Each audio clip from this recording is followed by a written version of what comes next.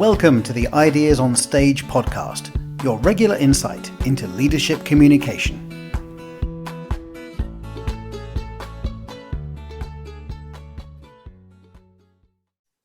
Susanne, welcome to the show. Thank you for having me. Great to have you here. And today with you, I'm super excited because we're going to talk about a topic which is super relevant to our area of expertise, which is public speaking and presentation skills. And I know that it's very relevant to your area of expertise, which is organizational change. And we're going to talk about storytelling, business storytelling. So I would say, Susanne, as Simon Sinek says, let's start with why. So I would like to start with the why.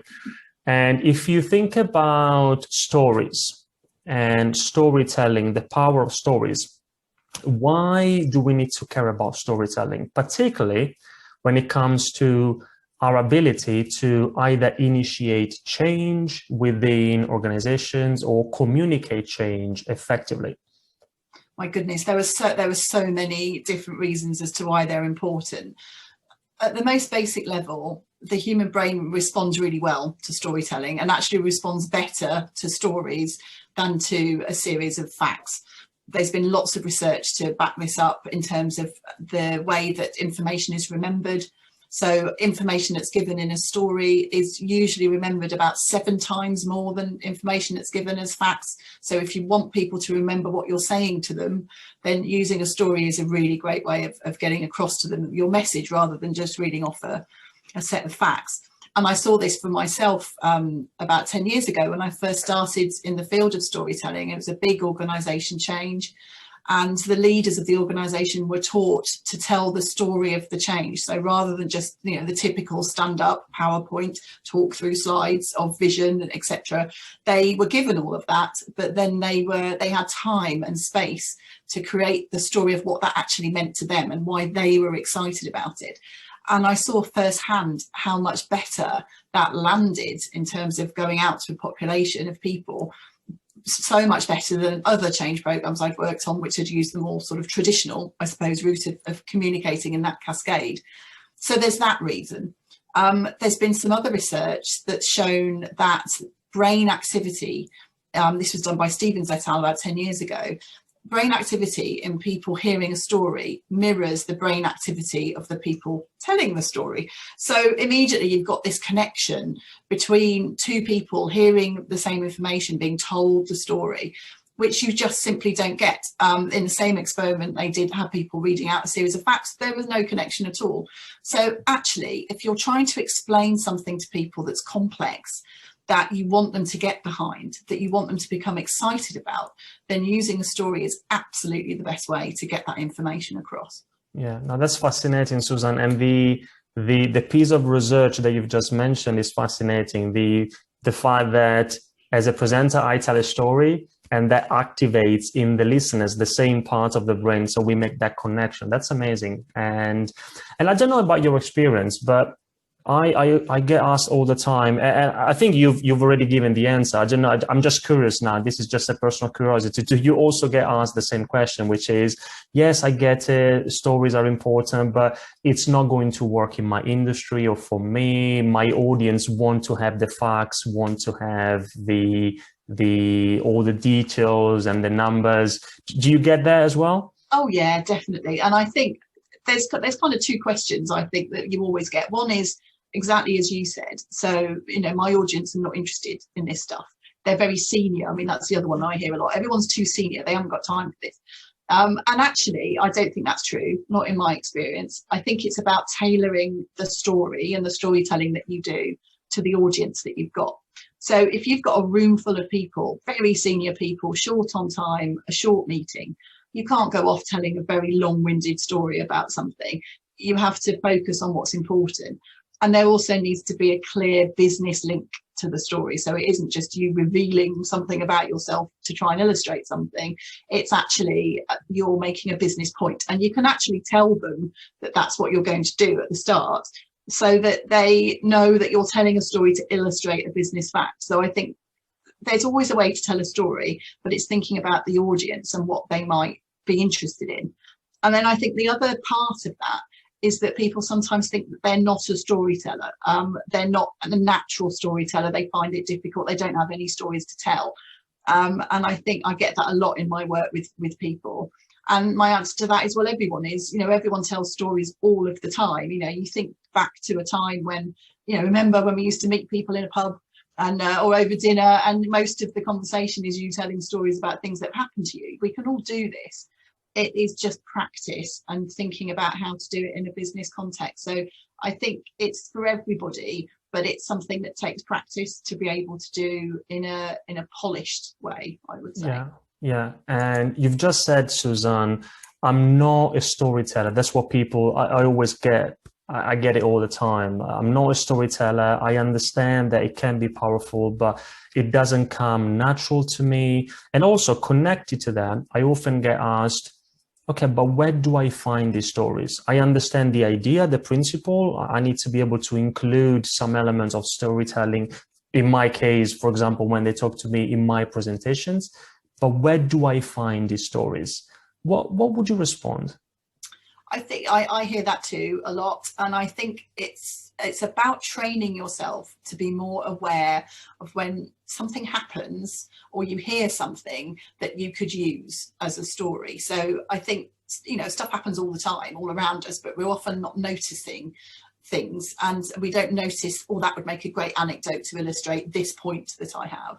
So I think it's being aware, and it's noticing, and it's practicing that kind of noticing process.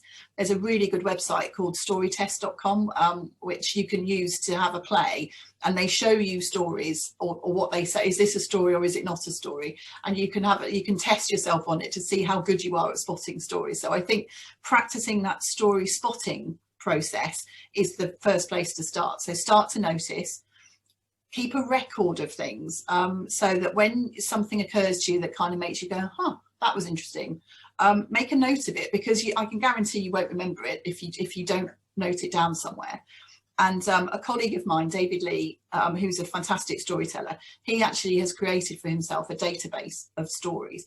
And what he does is a simple Word document, a table. On one side of the table, he writes the bare bones of the story, enough that when he reads it again, he'll remember what happened.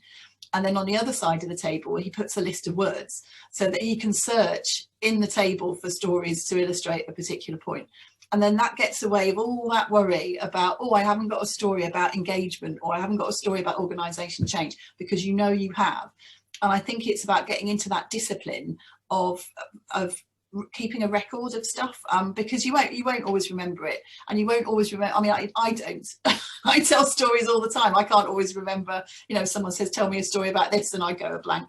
So it's giving yourself the tools to be able to do it. And I think every time something happens to you that is interesting or funny or makes you think, or even if somebody tells you a story about something that happens to them, ask them if you can use that as a story, but make clear that it's about somebody else, that it isn't about you. Yeah, no, absolutely. It's about being open to what's around us. It could be you read something in an article, in a book. It's interesting because what your colleague does, I do exactly the same thing, either with stories or, which in a way is a story, analogies. Like analogies are very powerful to communicate new ideas or complex ideas. And I use Evernote, for example, and it could be, as you said, a Word document. And I've got two columns. One is the actual analogy briefly. And then the second column is, okay, what's the point? Because you said before, especially in business, then we need to use these stories, these analogies, these anecdotes to make a point. And we need to make a connection with the business idea that we want to communicate.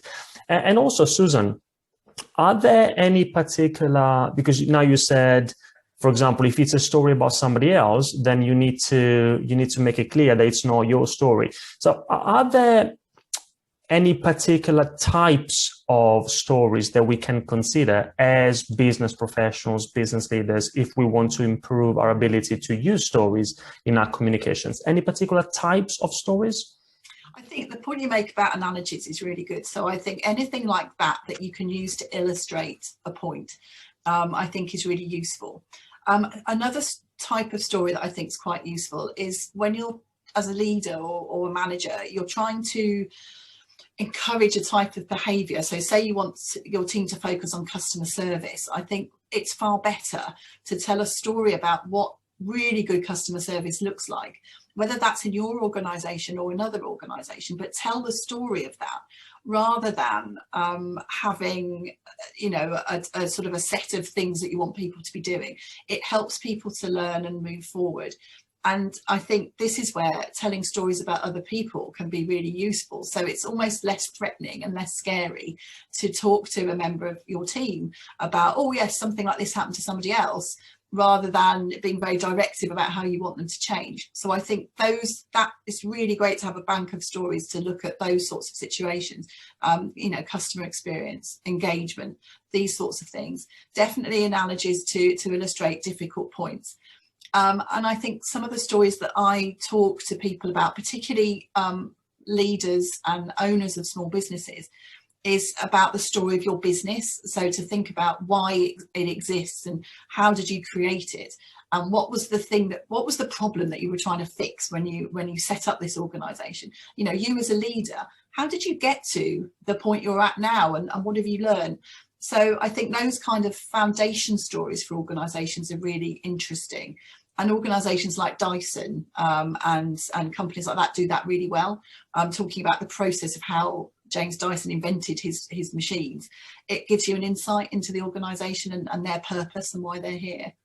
Which is super important. And it helps you make a connection with the audience, right? It makes a strong link between you as the presenter or the communicator and the audience. And also, Susan, one of the things I really like about your work and what you talk about is that we are not talking about storytelling just because it's nice and it's cool and it makes your messages more memorable, which is super important, but it's not the only thing. You also talk about the actual business benefits of using storytelling in organizations. Could you explore that in a bit more detail for us, the actual business benefits of using storytelling? Yeah, I mean, there's been some amazing research recently into this. So obviously, as you said, there's a whole load of stuff about, as an individual, how you can engage with a story and in a different way. But actually, there's been some fantastic research around engagement, both for customers, but also for employees. So it's been shown through advertising and through giving information to potential customers about your organisation. Customers who are told a story are more likely to engage with that organisation, but they're also more likely to pay more money for the product that's being offered in comparison to an organisation who hasn't engaged with them through story. And they did some research looking at adverts and also kind of literature and things like that are given away by customers, so by organisations. So I mean, if that isn't an incentive to do a bit of storytelling, I don't know what is. But looking internally within the organisation, there's also been some fascinating research recently done about employee engagement, which is obviously a really hot topic at the moment.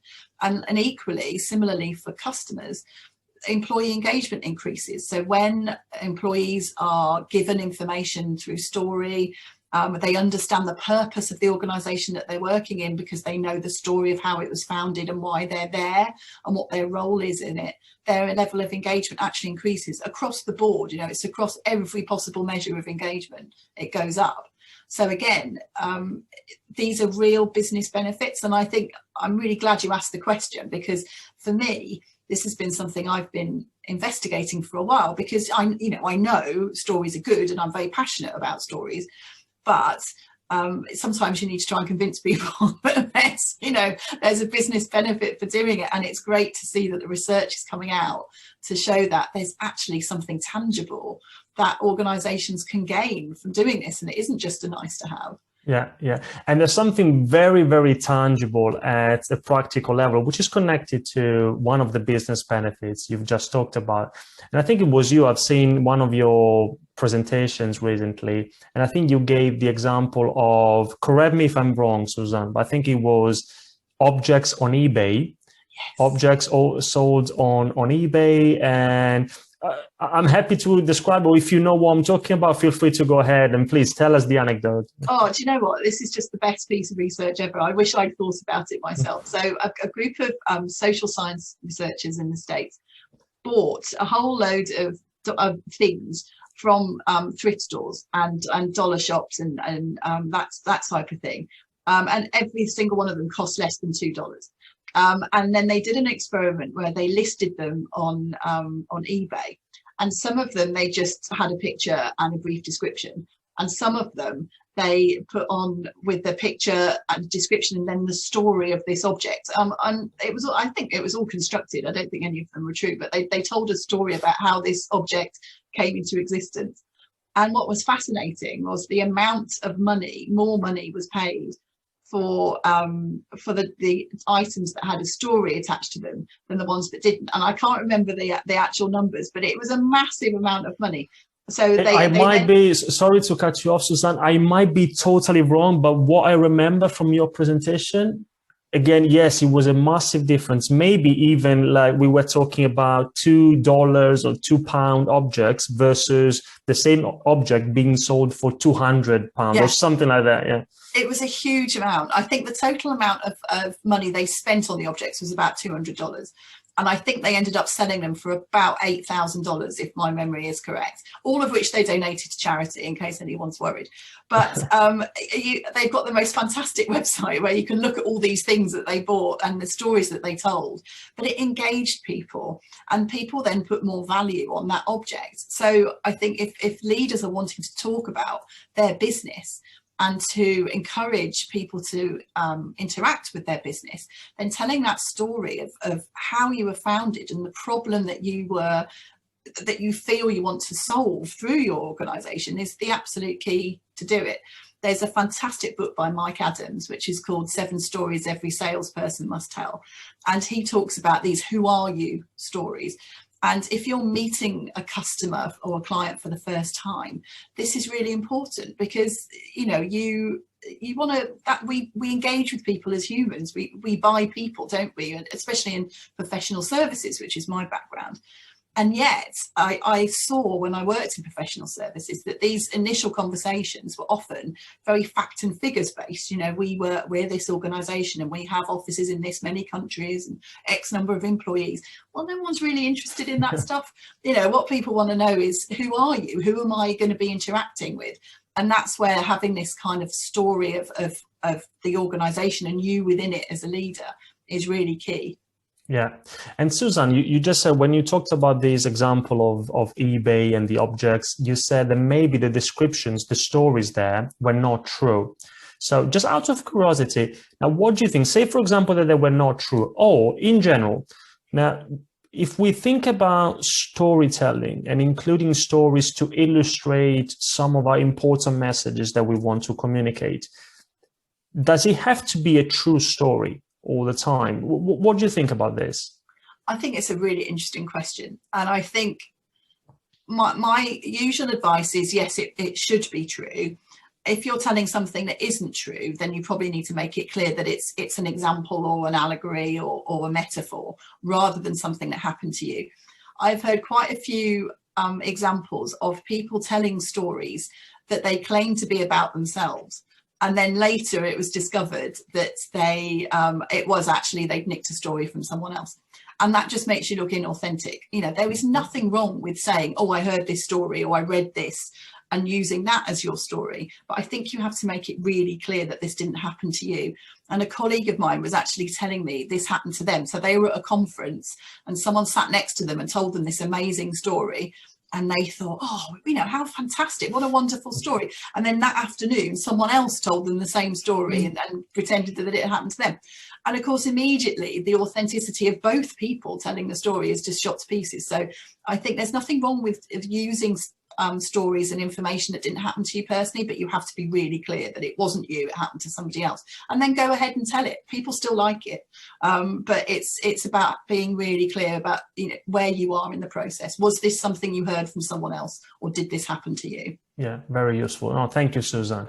And also, let's talk about the impact of the language we use, of the words we use. Now, for example, in your space, Susanne, if you think about communicating change programs, organizational change, isn't that true that we often, and you are the expert here in this field, that we often hear words which, because we've heard them so many times, they've become a bit meaningless or cliche. I don't know. I'm just thinking about, I often hear strategy. I don't know what that means, but what do you think about that?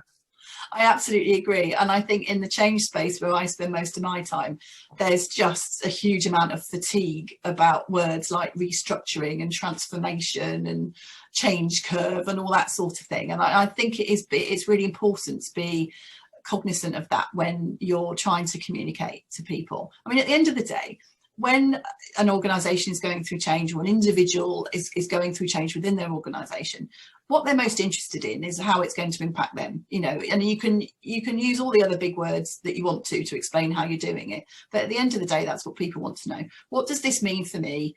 What does this mean for my job? And what's my day-to-day life going to look like when I'm in this new world? And so I think the mistake that a lot of leaders and organizations make when they're communicating change is they forget that part, and they start trying to communicate the strategy of the change, or, you know, how the change program is put together, or, you know, or they don't join it up with other things that are going on in the organization. And I think actually people just want to know what's in it for me. And if you can keep that focus in your communications, then that's a really good start. And I worked with an organization recently, and they created a series of cartoons to illustrate how a day in the life of this new organization was going to work. So they've done a huge amount of work in the last year to think about where people work. So obviously we've all been working from home recently, and they want that to continue. So they're going from an organization that's very office based to one that isn't. And they wanted to try and communicate what this new world might be like. So it's not only where you work, but also when you work is going to change. And they interviewed some key people, and then they did little cartoons to show the difference between the day before this change and the day after. So before, you know, it was traveling into the office and sitting in the office all day. After, the person's doing a bit of work from home, and then they go to a yoga class, and then they work in an office in the afternoon. And, you know, it was a really great way of illustrating in story, albeit non-verbal, how life's going to be different. And at the end of the day, that's what people want to know. Yeah, no, that's great. And also, Susanne, I was thinking, like, if we go back to what we said before about these cliche words, and like transformation, you said, and what was the other one? Restructuring. And I don't know whether you've read it. Many years ago, you made me think of a book, which I now forgot, but I really loved at the time. Why Business People Speak Like Idiots. I don't know if you know it, and this is also for our listeners. Great book, recommended. Why Business People Speak Like Idiots. And also, Susanne, what about negative stories? Because often when we talk about storytelling, we immediately think about, I guess, telling a positive story that illustrates a certain point. Can we tell a negative story? What do you think about that? Definitely. And I think actually the whole kind of negative thing is one of my bugbears around change. I think there's often a fear of talking about things that are hard or difficult or unpleasant. And so organisations and leaders choose not to. And they either don't say anything, in which case then stories start developing to fill that gap of information, or they only focus on the positive, and that can make people a bit distrustful of the message. You know, if an organisation is going through a big change and there's an element of restructuring in it, then people assume that there might be some job losses and redundancies. And I think as organisation leaders, we need to be honest about that. You know, treat people like grown-ups, tell them what's going to happen and when and what to expect, but do it in a really humane way. And I think with the storytelling, there's some really great examples of adversity in story. And I think, going back to the Dyson example I mentioned earlier, I mean, he went through something like 5,000 prototypes before he invented the Dyson. And the story that they tell is one of failure followed by success. And I think if you have a story that has a sort of a negative aspect to it, particularly around when things go wrong, I think it can be quite useful to tell that story, but then to finish it with a lessons learned. What would we do differently next time? The classic story arc of story, which if you think about any film you've ever watched ever, is that kind of adversity and then triumph. And that's the story that the human brain really likes. So anything with emotion and adversity and suspense is what people like. And it's more authentic than a story that's always positive, always with positive outcomes. So I think absolutely acknowledge the negative, see if there's a way to create a learning for next time, but don't shy away from talking about things that are hard. A story doesn't always have to have a happy ending. It's really important to tell the truth and to be honest and to treat people like grown-ups. I'm constantly banging the drum of let's just all be grown-ups in organizations. It makes life a lot easier. Yeah. And Susan, you've just mentioned that there is a story arc. And in every story, we've got an element of adversity and then an element of triumph, hopefully.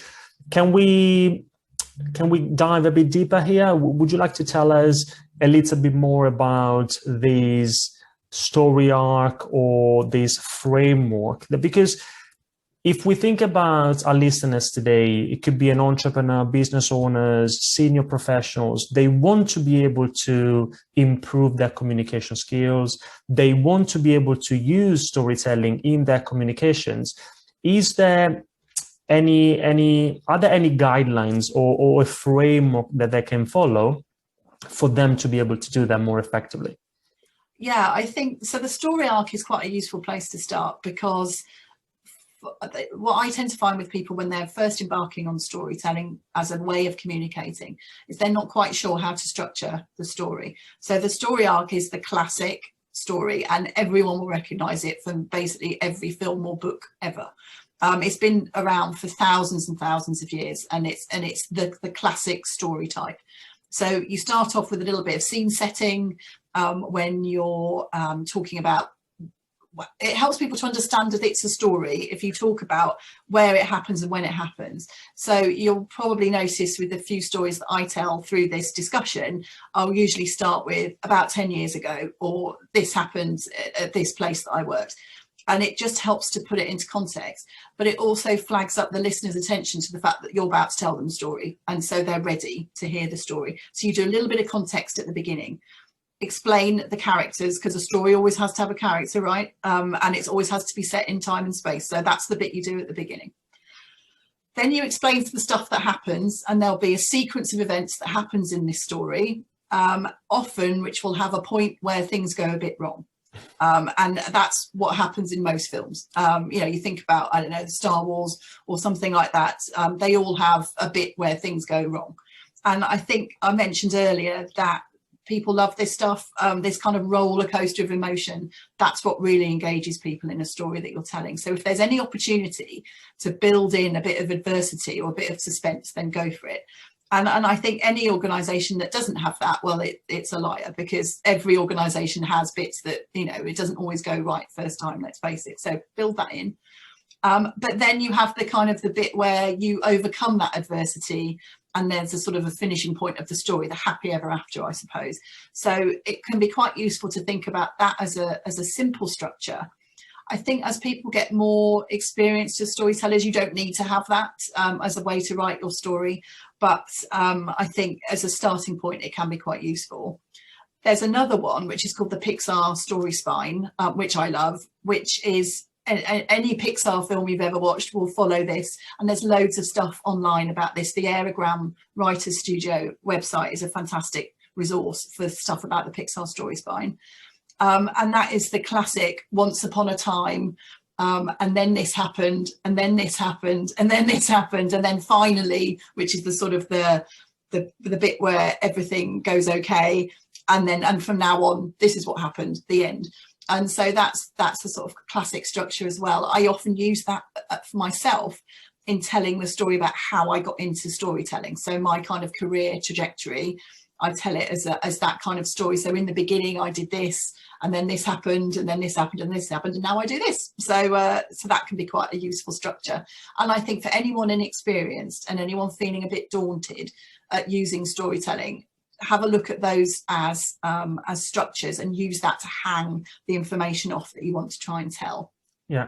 And again, for those who want to understand, want to see an example of what, for example, what you've just described, the Pixar arc, the Pixar framework, and how we can apply it to business communication. I might be wrong, Susanne, but I think that looking in preparation for our very first conversation before this chat today, I had a look at your LinkedIn profile, and I think I remember your bio, your LinkedIn bio follows some sort of a Pixar structure with once upon a time, the equivalent of once upon a time in business, and then there is an element of because of that, and then until finally something happens, right? So for our listeners, go and have a look at Susanne's LinkedIn profile, and you can see how you can apply these principles even to a very business related message, which is LinkedIn profile. Indeed, and I have to practice what I preach. That's the thing. So yeah, I have that. Actually, on my website, I've got a video as well of me telling the similar story, doing it in video. And I think it's interesting because obviously in business, you probably wouldn't want to start your story with once upon a time. Yeah. But the 20 years ago, this is what I was doing. It's basically the same thing, but you're setting that context so people can kind of picture where you are.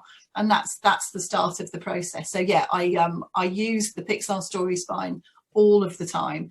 Loads of people I know use it. It's a really easy thing to use, particularly for telling that kind of foundation story or that who are you story. I find it a really useful mechanism for that.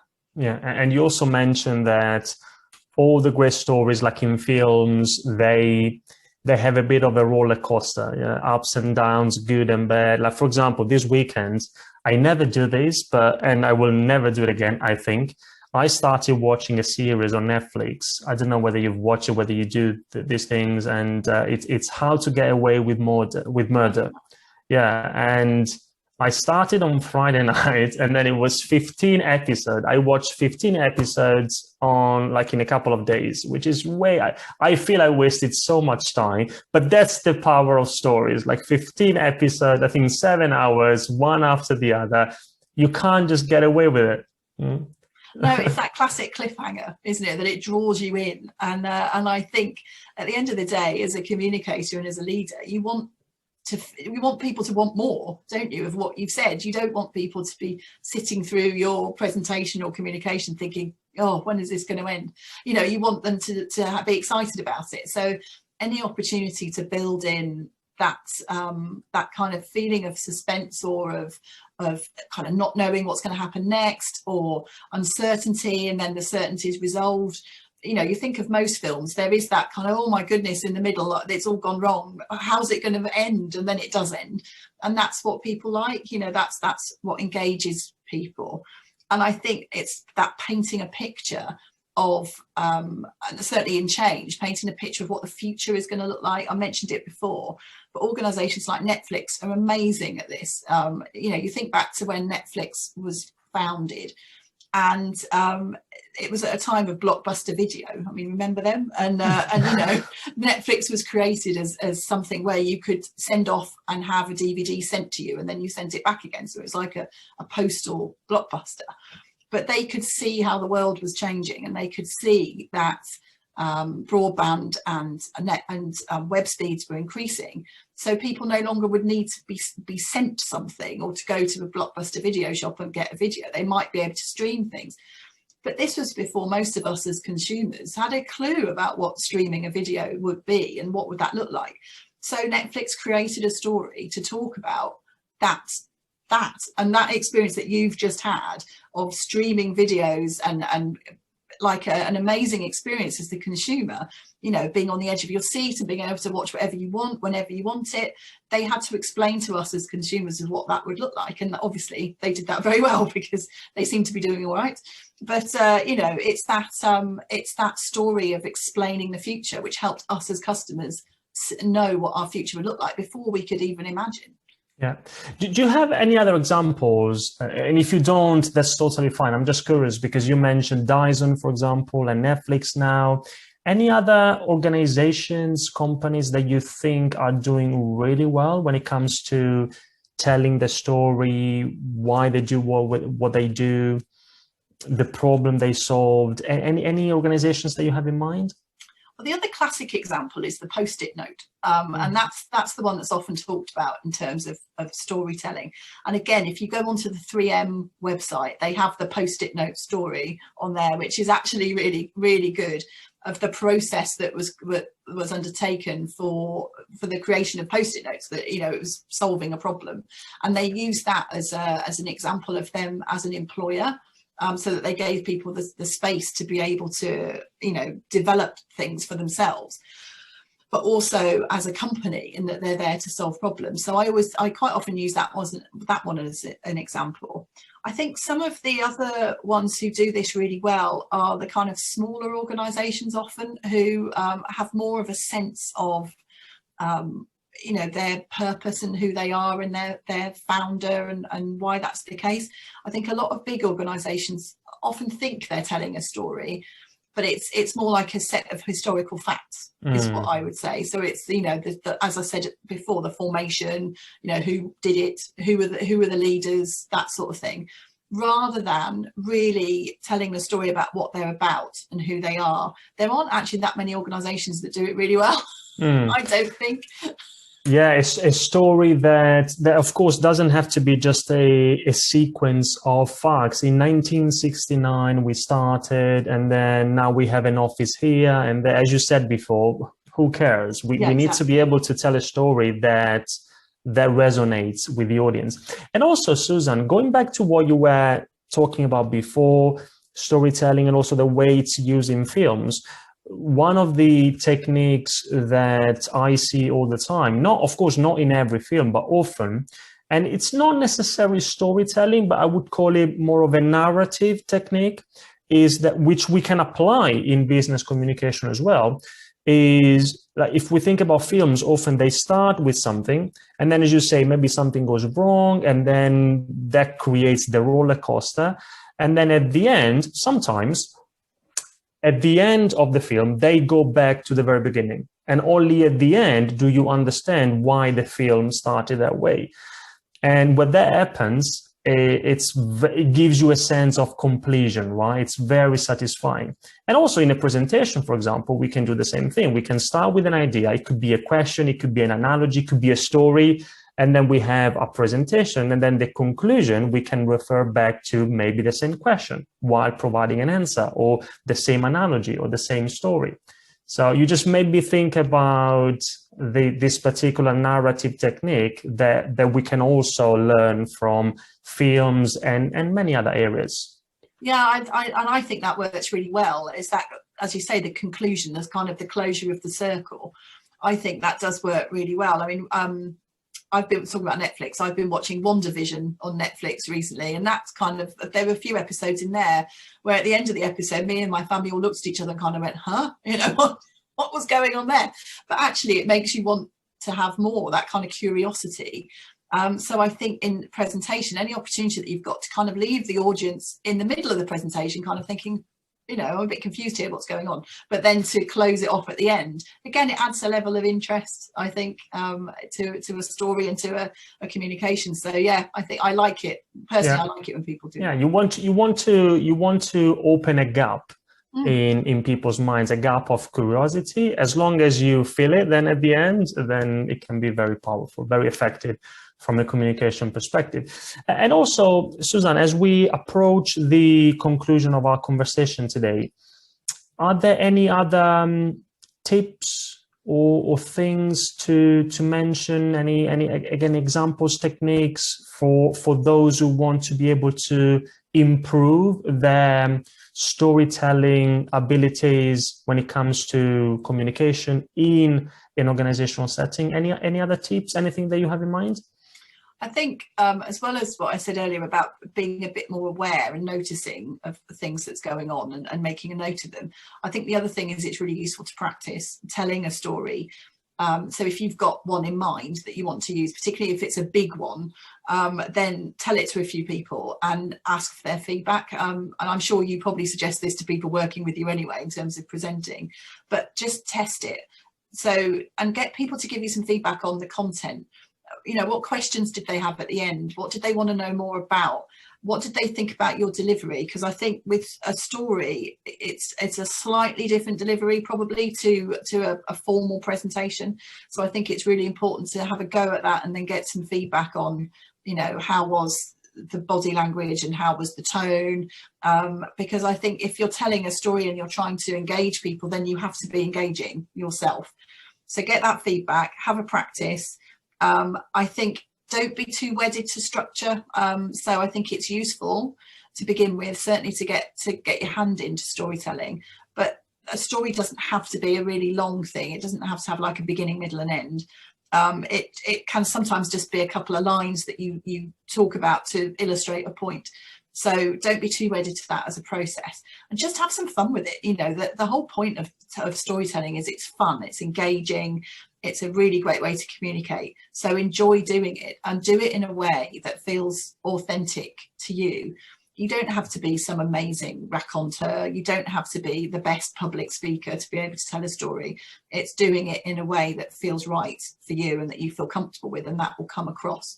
So have a practice and a go and see what works, but just enjoy it, I think would be my best bit of advice for people. Yeah, no, I agree with you 100%, Susan. And there is one last question that I always ask. I always like to ask our guests, because I love reading. I love books. I don't know if you do, Susanne, but if you do, if you think about everything we've talked about today, is that you mentioned one book before, which was the 7 something, the 7 stories that salespeople. 7 stories every salesperson must tell. That's by Mike Adams. Okay, so that's one. Now, do you have another book in mind, again, for business professionals who want to improve their ability to use storytelling in their business communications?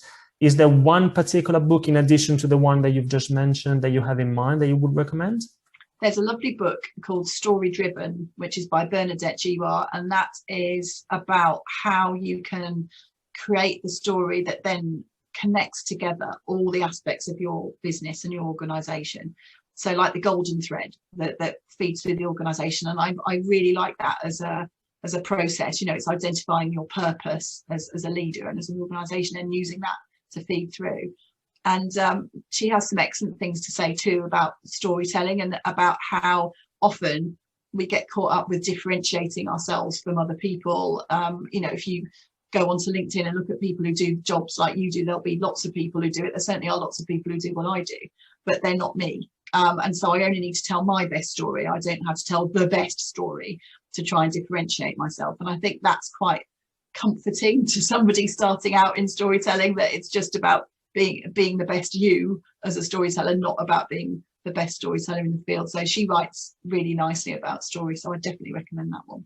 Great, thank you. And the same thing applies to presentation skills, public speaking. You're right, that we don't have to become if it exists, the best presenter, the best public speaker in the world, but definitely we can work for us to be able to become the best version of ourselves, the best presenter we can be. Now, I agree 100%. I ask this question. I always say that I ask this question for our listeners, but actually it's just for me, for curiosity, because I love reading books and it's a great opportunity for me to find new ones all the time. And Susan, thank you so much for today. I really enjoyed our conversation. Before we close, is there anything else, maybe a question that you wanted me to ask that I didn't ask? Any other, anything else that you'd like to share with the audience? Any final messages for listeners? Well, there's no more questions that I'd like to ask or have had asked. I think I just really encourage anyone listening or watching this today just to have a try and have a go with storytelling. See what happens. I guarantee you it will go down well with people that you're talking to, and just practice and get comfortable with it and have some fun. Great, Susan. Thank you very much. All the very best. Let's keep in touch. Thank you. If you enjoyed this episode of the Ideas on Stage podcast, there are many more you might like, so please subscribe, leave us a review, and tell us what you think. You can find many more ideas on business communication at ideasonstage.com or by searching for Ideas on Stage on iTunes, YouTube, or wherever you get your podcasts. Thanks for listening, and goodbye for now.